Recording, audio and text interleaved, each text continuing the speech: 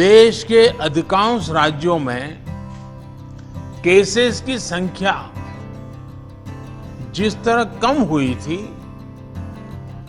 उसने कुछ राहत साइकोलॉजिकली फील होता था, कुछ राहत महसूस हो रही थी।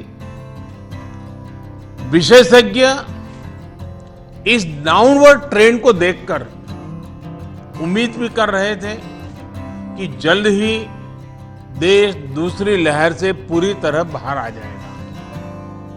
लेकिन कुछ राज्यों में केसेस की बढ़ती हुई संख्या अभी भी चिंताजनक बनी हुई है। साथियों, आज जितने राज्य, 6 राज्य आज हमारे साथ हैं, इस चर्चा में शामिल हुए हैं, पिछले हफ्ते के करीब 80% नए केसेस आप जो इन राज्यों में है, उन्हीं राज्यों से आए हैं।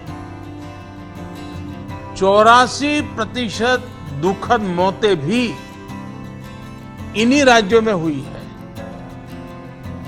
शुरुआत में विशेषज्ञ ये मान रहे थे कि जहां से सेकंड वेव की शुरुआत हुई थी, वहां स्थिति अन्य की तुलना में पहले नियंत्रण में होगी। लेकिन महाराष्ट्र और केरल में केसेस का इजाफा लगातार देखने को मिल रहा है। ये वाकई हम सबके लिए, देश के लिए एक गंभीर चिंता का विषय है।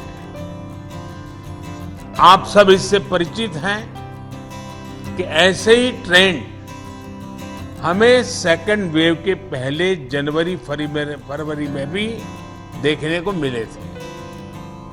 इसलिए आशंका स्वाभाविक रूप से बढ़ जाती है कि अगर स्थिति नियंत्रण में नहीं आई तो मुश्किल हो सकती है।